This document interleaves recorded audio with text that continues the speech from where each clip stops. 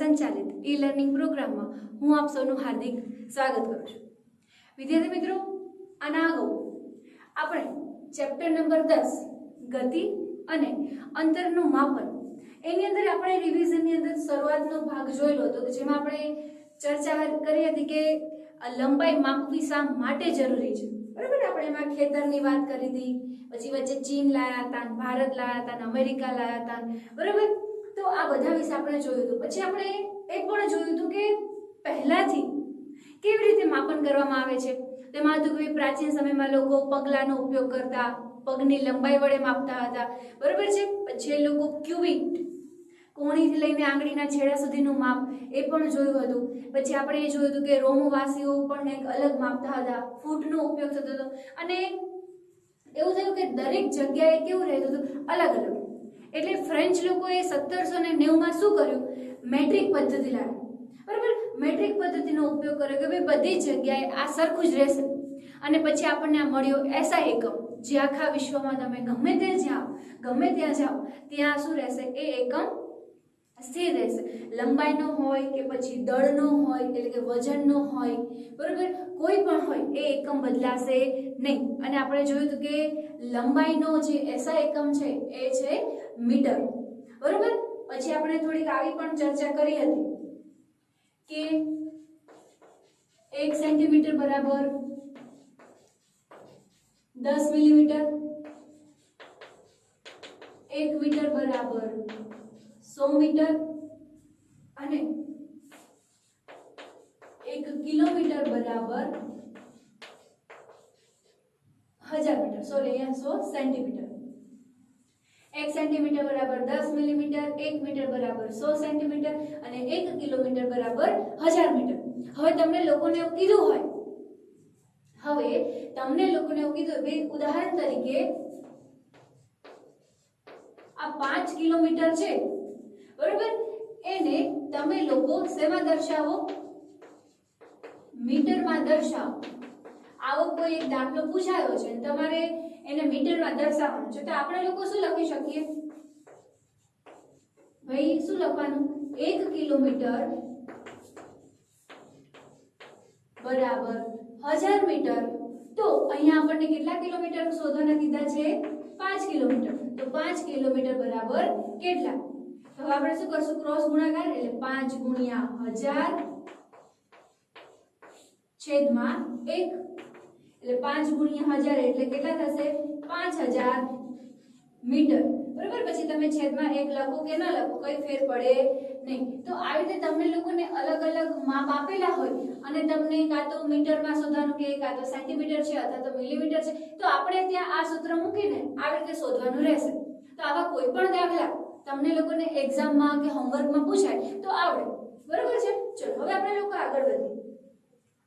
હવે ધારો કે ચલો તમને કોઈ એક લંબાઈ માપવાનું કીધું કે ભાઈ આટલી લંબાઈ માપો, ચલો તો હવે તમારું ધ્યાન ક્યાંક બીજે હોય, તો તમારું ધ્યાન ટીવી જોવામાં હોય, તમને કીધું હોય ચલો આ માપો, તો તમે શું કરશો, ક્યાં આડું ઓડું માપશો, કાં તો આડું ઓડું માપશો, પણ તમારું ધ્યાન નહીં હોય તો લંબાઈ છે એ ચોક્કસ આવશે નહીં, બરાબર। આ તો વાત થઈ ટીવી જોવાની છે કે કોઈ પણ।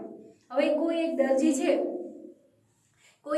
છે એને કાપડ, એને કોઈ ડ્રેસ ને એવું સીવાનું છે અને જો એ લંબાઈનું માપ વ્યવસ્થિત નહીં લે, ન લે તો શું થશે, તો જે સારી રીતે ડ્રેસ કે કોઈ કાપડ સીવાવું જોઈએ એ સિવાય નહીં। એટલે લંબાઈનું માપ કેવું હોવું જોઈએ, ચોક્કસ હોવું જોઈએ, પરફેક્ટ હોવું જોઈએ। તો આપણે લંબાઈ માપતી વખતે કઈ બાબતોને ધ્યાનમાં રાખવી જોઈએ એના વિશે જોઈએ।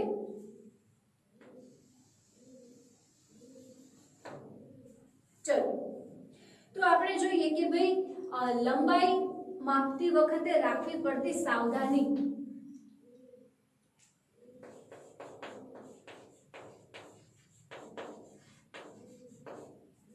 લંબાઈના માપનમાં રાખવી પડતી સાવધાની।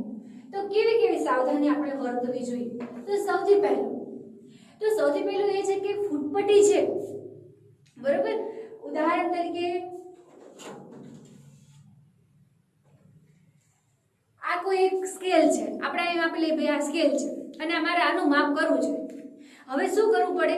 તમારે આનું માપ કરવું છે તો તમારે આ ફૂટપટ્ટીને આ વસ્તુના સંપર્કમાં લંબાઈમાં લાવવી પડે તમારે.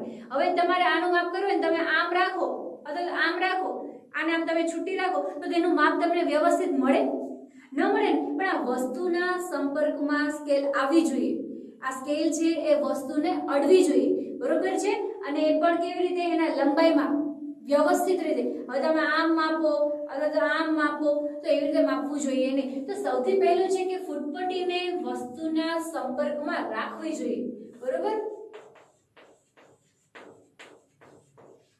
ફૂટપટ્ટીને વસ્તુના સંપર્કમાં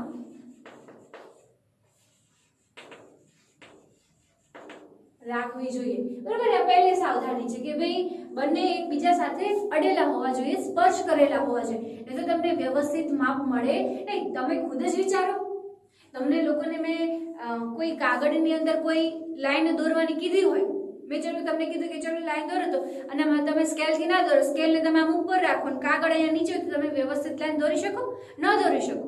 તમારી સ્કેલ જે છે એ તમારા કાગળને અડવી જોઈએ, સ્પર્શ થવી જોઈએ, તો તમે વ્યવસ્થિત લાઈન દોરી શકો, નહીં તો તમે લાઈન દોરી શકો નહીં, બરોબર છે? એટલે પહેલી કઈ વાત ધ્યાનમાં રાખવી પડે કે ફૂટપટ્ટીને વસ્તુના સંપર્કમાં રાખવી જોઈએ, બરોબર છે? હવે બીજું, ચલો અહીંયા આપણે એક સ્કેલ દોરીએ.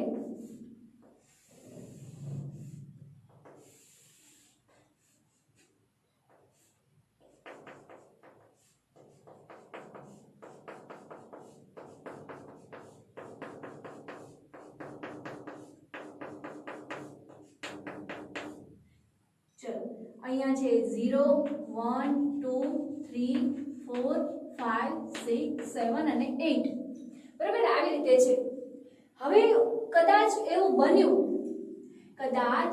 બને છે કે આટલો ભાગ છે સ્કેલનો એ તૂટી ગયો. આપણે તો એટલી બધી વસ્તુ સાચવીએ ને કે આપણી વસ્તુ એકદમ વ્યવસ્થિત જ હોય, એટલા માટે શું થઈ ગયું? આગળનો આટલો ભાગ તૂટી જાય છે. આટલો ભાગ છે એ તૂટી ગયેલો છે. એટલે હવે તમારે ઉદાહરણ તરીકે કોઈ બોક્સ છે, આ બોક્સ છે, બરોબર? તમારે આ બોક્સ છે એનું માપ કરવું છે, તો આ બોક્સને હવે તમારે અહીંયા 0 પાસે નહીં લેવાનું, બરોબર? એ એક મૂકી દેવાનું. ક્યાંથી તમારે ચાલુ કરવાનું? અહીંયા 1 થી કરવાનું. 1 પાસે અહીંયા રાખવાનું અને પછી જોવાનું. તો હવે જો જ્યારે અહીંયા કરું છું ત્યારે કેટલું માપ છે? અહીંયા પહેલો છેડો ક્યાં આડેલો છે? 1 સેન્ટીમીટર, અને બીજો છેડો ક્યાં આડેલો છે? 4 સેન્ટીમીટર. હવે ખરેખર મારે આનું માપ માપવું હશે તો હું શું કરીશ? 4 - 1 એટલે શું આવશે? 3 સેન્ટીમીટર. એટલે આ બોક્સની લંબાઈ કેટલી છે? 3 સેન્ટીમીટર છે, બરોબર? કેમ? અહીંયા 0 થી હું નથી માપતી, કેમ કે 0 વાળો ભાગ તો તૂટેલો છે, તો ત્યાંથી તો તેને માપી ન શકાય. તો હું ક્યાંથી માપવાનું ચાલુ કરીશ? અહીંયા 1 જે છે ત્યાંથી માપીશ અને પછી જોઈશ. તો જો પહેલો છેડો ક્યાં આડેલો છે? 1 સેન્ટીમીટર. બીજો છેડો ક્યાં આડેલો છે? 4 સેન્ટીમીટર. તો હવે હું શું કરીશ?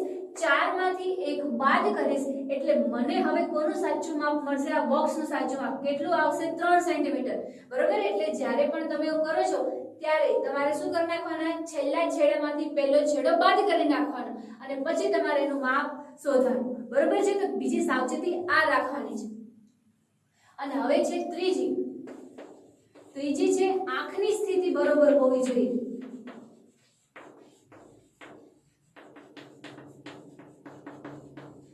આંખની સ્થિતિ કેવી હોવી જોઈએ? યોગ્ય હોવી જોઈએ, બરોબર છે? હવે ધારો કે તમે આવી જ રીતે સ્કેલ છે, બરોબર છે? તમે અહીંયા જોવો છો, બરોબર? હવે અહીંયા આપણે અહીંયા જોવાનું છે અને તમારી આંખ જે છે, બરોબર, એ તમે થોડી ત્રાસીને એવી રાખો તો અહીંયા માપ જતું તો તમે ખોટું માપ જોઈ શકો ને. ખરેખર તમારે આંખની જે સ્થિતિ છે કેના પર આવી જોઈએ? 4 ઉપર આવી જોઈએ.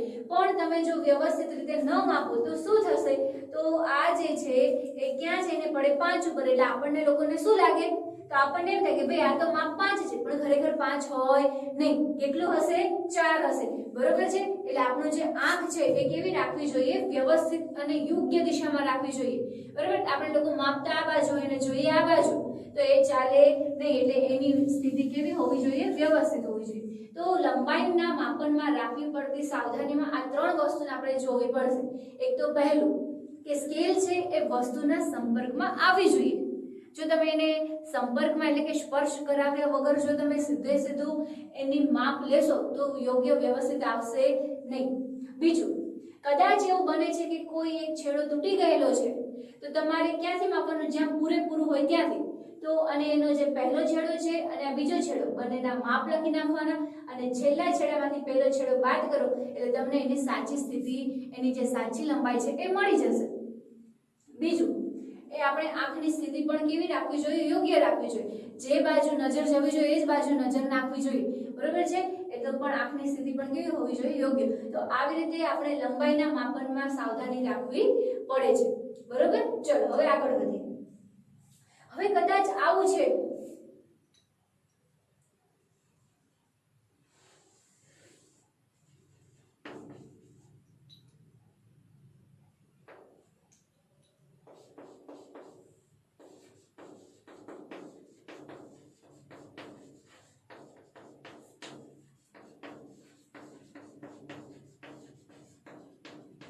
ચલો આ તો અહીંયા આપણે સીધી વસ્તુ હતી તો આપણે સ્કેલનો મેજર ટેપનો બધાનો ઉપયોગ કરતા ને આપણને મળી જતું. પણ હવે એને જે વાકી બનેલી રેખા છે ને એને શોધવું હશે તો શું કરશું? બરાબર. આવી રીતે કોઈ એક રેખા દોરેલી છે કે કેવી છે? વક્ર છે, વળેલી છે, સીધી છે નહીં. તો અહીંયા તો આપણે સ્કેલ લેવા જવાય નહીં. બરાબર છે. અહીંયા સ્કેલ લેવા જવાય નહીં. તો અહીંયા શું કરવાનું? તો અહીંયા કશું નહીં કરવાનું. એક દોરી લેવાની. શું લેવાની? દોરી. એ દોરીને અહીંયાથી ચાલુ કરવાની, પછી ધીમે ધીમે ધીમે આની સાથે સાથે લેતું જવાનું. બરાબર. એ દોરીને આપણે આમ કરશું, પછી અહીંયા પહોંચે છે એટલે આપણે એને વાળી લેશું, વળી પાછા શું કરશું? એના ઉપર ને ઉપર જ આપણે જવા દેશું. અને આ એટલે દોરીનો પહેલો છેડો અને દોરીનો બીજો છેડો. હવે દોરીને તો તમે લોકો સીધી કરી શકો કે ના કરી શકો? બરાબર છે. દોરીને આપણે લોકો સીધી કરી શકીએ છીએ. અહીંયા છે ને તો તમને દેખાડે. બરાબર. આપણે દોરીને તો સીધી કરી શકવાના જ છીએ. બરાબર. તો હવે દોરીને આપણે સીધી કરી નાખીએ. ભાઈ ધારો કે આ છે, આ બી વાળું છેડો છે અને આ એ વાળું. હવે આ દોરીને તો તમે મેજર ટેપ વડે માપી શકો કે ના માપી શકો?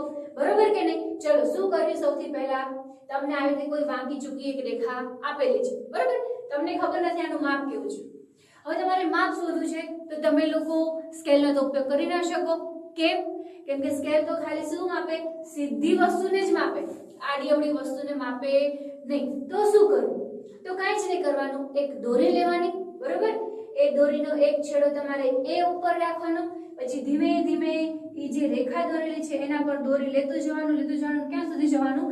બી બિંદુ સુધી જવાનું. અને પછી દોરીને કટકા કરી નાખવાના. અને ના કરો તો પણ ચાલે. બરોબર. પછી હવે શું કરવાનું?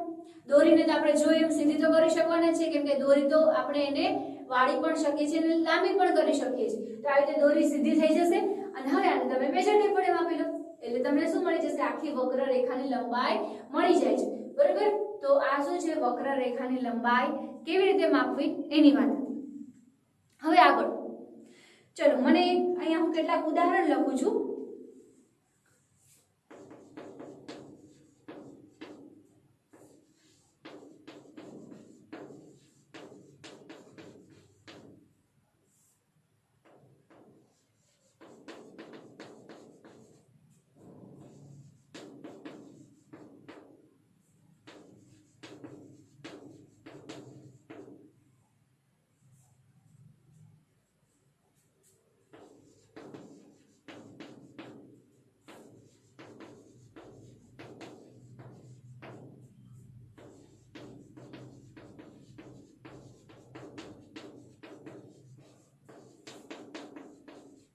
ચલો આમાં તમને કાંઈ પણ કંઈ થોડુંક ડિફરન્ટ એટલે કે કંઈ અલગ દેખાય છે? મેં ઘર લખ્યું, ઉડતી ચકલી લખી, ચાલતી ટ્રેન લખી, ઘડિયાળ લખ્યું, ટેબલ લખ્યું, પછી ઘડિયાળના સેકન્ડ કાંટાની ગદ્દી લખી. તમને કાંઈ આમાં અલગ દેખાય છે?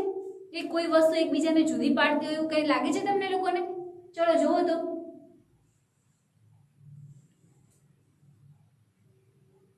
ચલો જો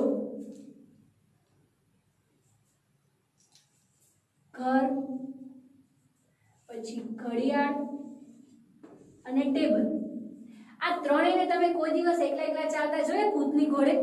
ચલો આપણે હવે તમે એમ કહેશો ટીચર મૂવીમાં તો પિક્ચરમાં તો આવે જ છે ને, ઘર એની જાતે જાતે આવો હલતું હોય, ટેબલ છે એક જગ્યાએથી બીજી જગ્યાએ જતું, પણ એ બધી ભૂતની વાતો હોય, ભૂતનું પિક્ચર હોય. આપણે કે સાચા જીવનમાં એવું બધું ના લાગે વળગે, બરાબર? એટલે ઘર છે, ઘડિયાળ છે, ટેબલ છે, આ ત્રણ જે છે એ પોતાની જગ્યાએથી હલતું નથી. એટલે એ કેવી વસ્તુઓ છે? તો એ કેવી વસ્તુ કહેવાશે? સ્થિર કહેવાશે. કેવી વસ્તુ છે? સ્થિર વસ્તુ છે. એ પોતાની જગ્યા બદલતું નથી. એને જ્યાં પણ મૂકી રાખવામાં આવે છે ત્યાં ને ત્યાં પડ્યું રહે છે. જેમ કે આ બોર્ડને જો તમે જોવો છો, હું કદાચ હલું ચાલુ છું, હું અહીંયાથી અહીંયા જઈશ, અહીંયાથી અહીંયા જઈશ, પણ તમે બોર્ડને જો કોઈ દિવસ જોયું બોર્ડ આમથી આમ ગયું, આમથી આમ ગયું? ના, કેમ કે સ્થિર છે, બરાબર? જ્યારે આપણે કોઈ સ્થિર નથી, આપણે તો 15 મિનિટે નથી સ્થિર બેસી શકતા બેન્ચ ઉપર, બરાબર? તો પછી ક્યાં આખી જિંદગી બેસું? તો આ બધી વસ્તુ કેવી કહેવાશે? સ્થિર કહેવાશે. તો આમાં શું આવે છે? ઘર છે, ઘડિયાળ અને ટેબલ. આ કેવી વસ્તુઓ છે? સ્થિર વસ્તુઓ છે. તો હવે અહીંયા જો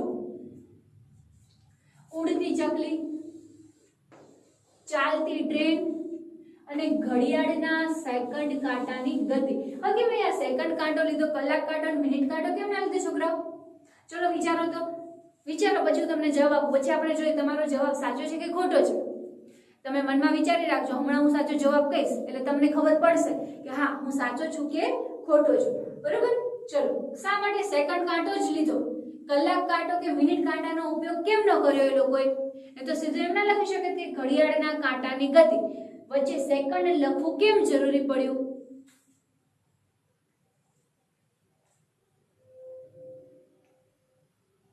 ચલો જોઈએ. હવે ઉડતી ચકલી છે એ તો ઉડી રાખે છે, તો એ કેવી વસ્તુઓ કહેવાશે? એ કહેવાશે ગતિશીલ. કેવી વસ્તુ છે? એ ગતિશીલ વસ્તુ છે, બરોબર?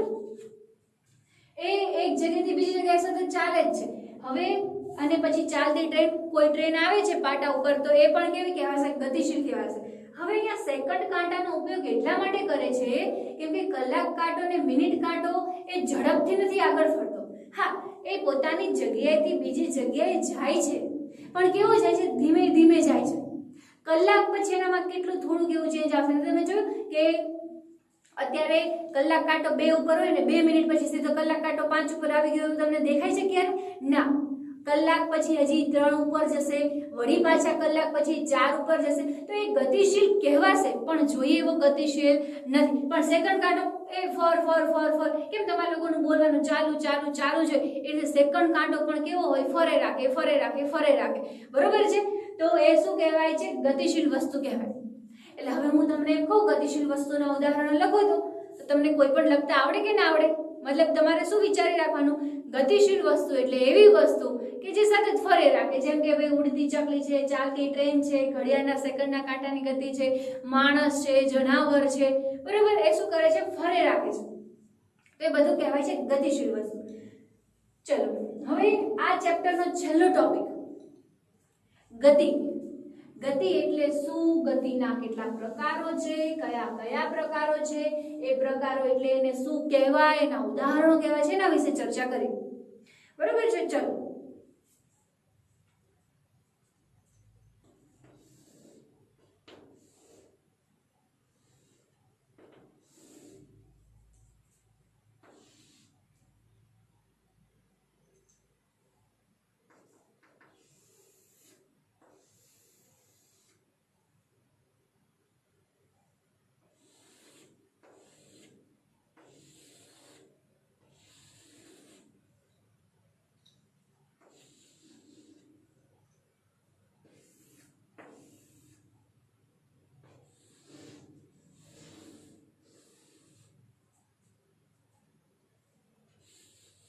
કોઈએ હસવાની જરૂર નથી, બરોબર? જેવું આવડે એવું કર્યું છે. એટલે તમારી પાસે દોરાવડાવીશ આવું બધું.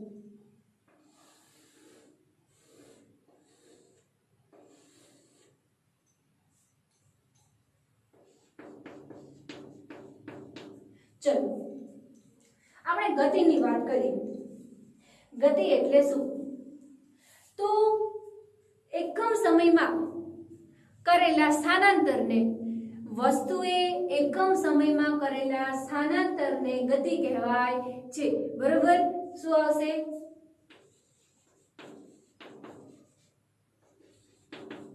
એકમ સમયમાં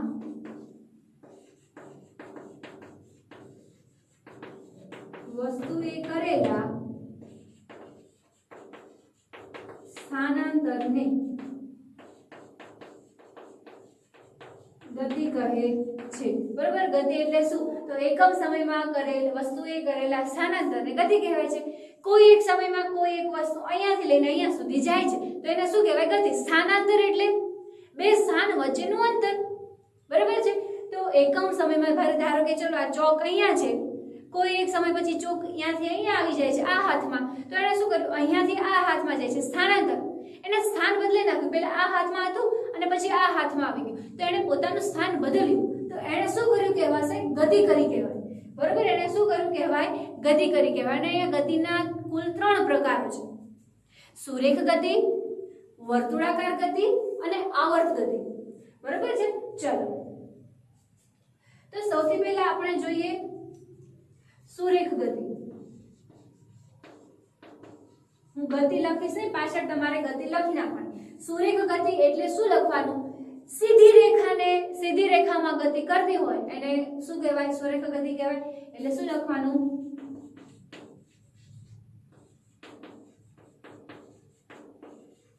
સીધી રેખાને અનુસરે. બરોબર? સીધી રેખાને અનુસરીને જો કોઈ ગતિ કરે છે તો એને શું કહેવાય? કઈ ગતિ કહેવાય છે? એને સુરેખ ગતિ કહેવાય છે. બરોબર છે? તો આપણને લોકોને ખ્યાલ છે, આપણે લોકો જ્યારે પ્રશ્ન જવાબ લખતા હતા ત્યારે મુદ્દાસર પ્રશ્ન હતો ગતિ એટલે શું, ગતિના પ્રકારો વિશે જણાવો. ત્યારે આપણે ચર્ચા કરી હતી કે ગતિના 3 પ્રકાર: સુરેખ ગતિ, વર્તુળાકાર ગતિ અને આવર્ત ગતિ. સુરેખ ગતિ એટલે કે સીધી રેખામાં કોઈ ગતિ કરે છે તો એને કહેવાય સુરેખ ગતિ. એના ઉદાહરણો જોઈએ તો સીધા રસ્તા પર વાહનની ગતિ, સીધા રસ્તા પર વાહનની ગતિ. બરોબર છે? પછી આપણે લખીએ પરેડમાં સૈનિકોની ગતિ. સૈનિકો કેવા જતા હોય જ્યારે પરેડ ચાલતી હોય ત્યારે? એકદમ સીધા ચાલતા હોય છે કે નહીં? બરોબર છે? તો એ કેવી ગતિ કહેવાય? એ કહેવાશે સુરેખ ગતિ. કોઈ દિવસ તમે પરેડ હોય એટલે કે પેલી માર્ચ જતી હોય, 15મી ઓગસ્ટ, 26મી જાન્યુઆરીમાં સોલ્જર લોકો છે એ લોકો પરેડ કાઢતા હોય, તમે જોયું કે એક સૈનિક આમ ફરતો અને એક સૈનિક આમ ફરતો, એકની પાછળ જ એક હોય અને હજી બીજું એકની સાથે જ બધાને એક જ પગ ઉપડે અને પાછો બીજો પગ પછી ઉપડે. એટલે બધાને એક સાથે. એવું ના હોય કે એક જમણો ઉપાડે ને એક ડાબો પગ ઉપાડે ને એકનો જમણો હાથ ઊંચો હોય ને એકનો ડાબો હાથ ઊંચો હોય. ના, બધાને એક સાથે જમણા હાથ જ ઊંચા હોય, ડાબા પગ ઊંચા હોય, ડાબા હાથ ઊંચા હોય, જમણા હાથ ઊંચા હોય. એટલે બધા કેવા હોય છે? એક સાથે અને એક જ દિશામાં જતા હોય. તો એ કેવી કહેવાય? સુરેખ ગતિ કહેવાશે. હવે કોઈ એક સીધો રસ્તો છે, એમાં વાહન આગળ જાય છે તો એની ગતિ પણ કેવી હશે? સુરેખ ગતિ હશે. બરાબર છે? એને કેવો રસ્તો પસંદ કર્યો છે? સુરેખ, સીધો. ક્યાંય વાંકા ચૂકા રસ્તા કઈ આવતા જ નથી, તો એને કેવી ગતિ કહેવાય? સુરેખ ગતિ કહેવાય. બરાબર છે? હવે આગળ લઈએ આપણે વર્તુળાકાર ગતિ.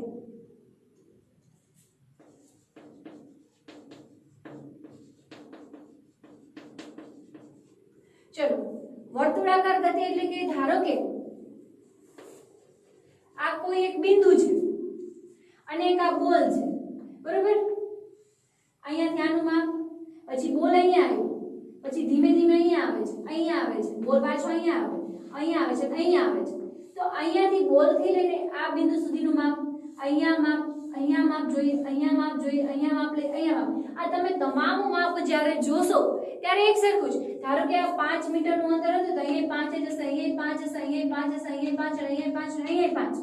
એટલે કોઈ ચોક્કસ બિંદુથી વસ્તુનું સ્થાન, એનું વચ્ચેનું અંતર છે એ કેવું હશે? સમાન હશે, સરખું હશે. એટલે વસ્તુનું કોઈ નિયત બિંદુથી અંતર સમાન હોય તેને વર્તુળાકાર ગતિ કહેવાય. વસ્તુનું કોઈ નિયત બિંદુથી અંતર સમાન હોય તેને વર્તુળાકાર ગતિ કહેવાય. જો અહીંયા ને અહીંયા બંને વચ્ચેનું માપ 5 જ મીટર, અહીંયા ને અહીંયા બંને વચ્ચેનું માપ 5 સેન્ટીમીટર, અહીંયા ને અહીંયા વચ્ચેનું માપ 5 સેન્ટીમીટર, બરોબર છે. તો શું આવે?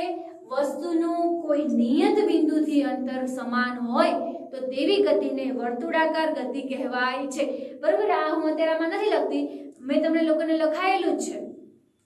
મેં તમને મુદ્દાસર પ્રશ્ન જવાબ જ્યારે લખાયા હતા ત્યારે આપણે હમણાં છેલ્લે જ આપણે પૂરું કર્યું હતું, બરોબર છે. એમાં મેં લખાયેલી છે તમને વર્તુળાકાર ગતિની વ્યાખ્યા કે વસ્તુનું કોઈ, પછી મારા આમાં સમાસ છે નહીં છોકરા, બીજું તો ઠીક મેં મોટા ઉપાડે સરસ મજાના ચિત્ર તો દોરી નાખ્યા પણ અંદર હવે સમાતું નથી ને બહુ બધું ખરાબ ખરાબ લાગે છે એટલે હું નથી લખતી, પણ છતાંય ચલો તમને લોકોને ખરાબ ન લાગે એટલા માટે લખી નાખું. ચલો બસ વસ્તુનું પણ પછી તમે આમાં જોઈને બહુ ના ડખાવી લેતા, તમને મેં જે લખાયું છે ને એ વાંચજો, બરોબર. કેમ કે આમાં તમને નહીં ઉકલાય તો શું કરશું વળી પાછું, પણ આ તો લખવા ખાતર હું લખું છું, બાકી આમાં સમાતું તો નથી. વસ્તુનું કોઈ નિયત બિંદુથી અંતર સમાન હોય તો તેવી ગતિને કેવી ગતિ કહેવાય છે? વર્તુળાકાર ગતિ કહેવાય છે. અને મેં તમને લોકોને ઉદાહરણ પણ સમજાવ્યું કે કોઈ બોલ છે, સૌથી પહેલા અહીંયા તો અહીંયા આવે છે ધીમે ધીમે ધીમે, આ એક જ બોલ છે હા, એવું નથી એક બોલ અહીંયા મૂક્યો ને બીજો અહીંયા મૂક્યો ત્રીજો અહીંયા મૂકે, ના, બોલ તો સરખો જ છે, બરાબર. અહીંયા હતો પછી અહીંયા આવ્યો પછી અહીંયા આવે છે પછી ધીમે ધીમે આગળ વધે છે, પણ જો કદાચ એ આગળ વધે છે ને છતાં પણ એનું આ જે માપ છે બદલાતું નથી, કેવું રહે છે? સરખું રહે છે. તો આવી ગતિને શું કહેવાય? વર્તુળાકાર ગતિ. તો જો સાયકલના પૈડાની ગતિ એ પણ વર્તુળાકાર ગતિ, પંખાના પાંખિયાની ગતિ એ પણ વર્તુળાકાર ગતિ, બરાબર. પૃથ્વી ફરતે ચંદ્ર ફરે છે તો એ પણ વર્તુળાકાર ગતિ, અને એમાં પણ અંતર કેવું રહે છે? સમાન રહે છે, એમાં અંતર છે એ બદલાતું નથી, બરોબર છે. તો આવી ગતિને શું કહેવાય છે? વર્તુળાકાર ગતિ કહેવાય. અને હવે છેલ્લી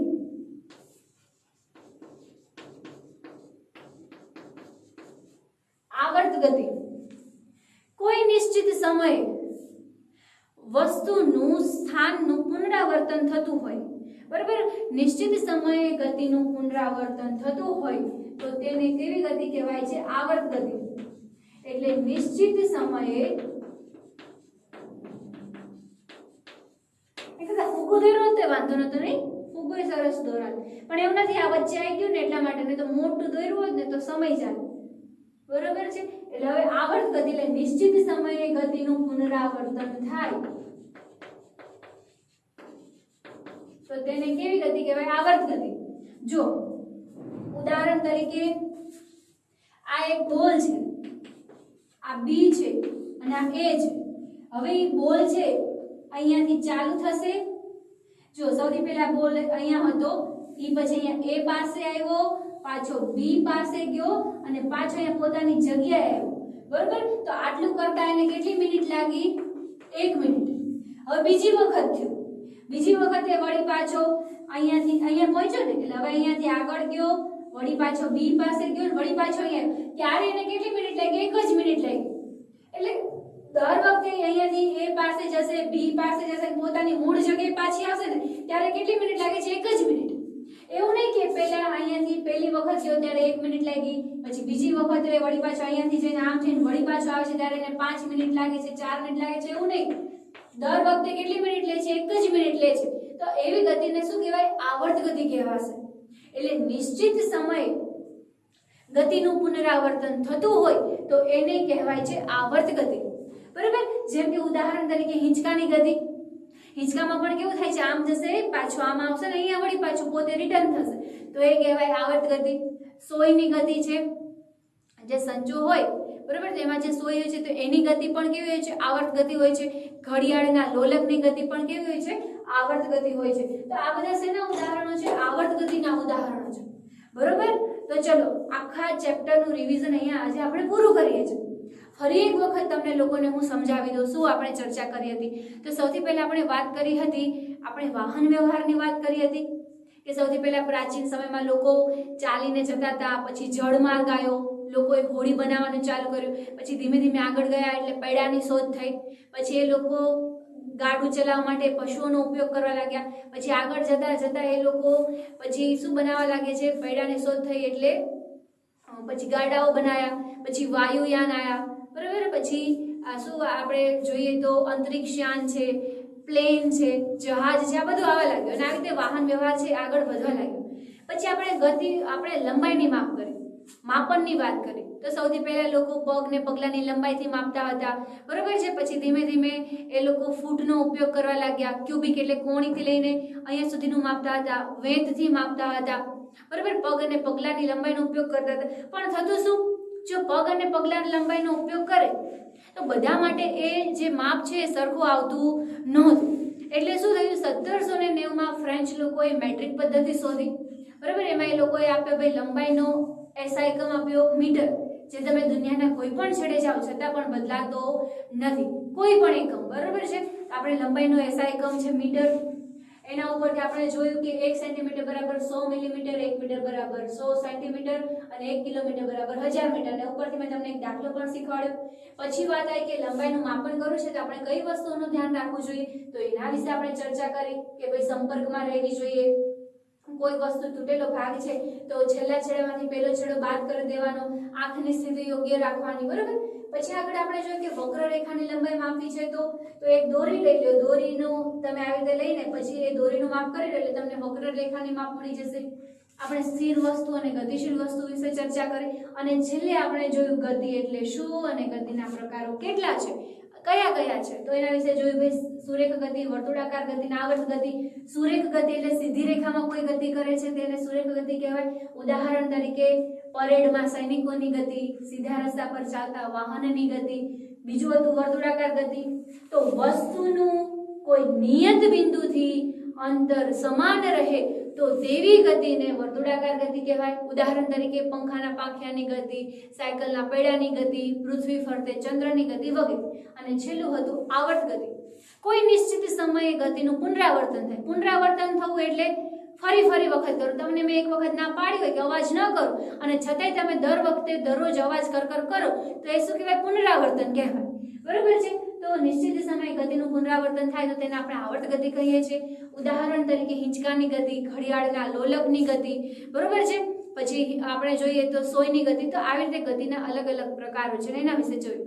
હવે આગળ આપણે જ્યારે મળશું ત્યારે આપણું જે ચેપ્ટર છે આગળનું 11 એના વિશે ચર્ચા કરીશું. તમે ફરી એક વખત કહું છું, એક વખત રિવિઝન કરી રાખજો, બરોબર, વાંચતા રહેજો.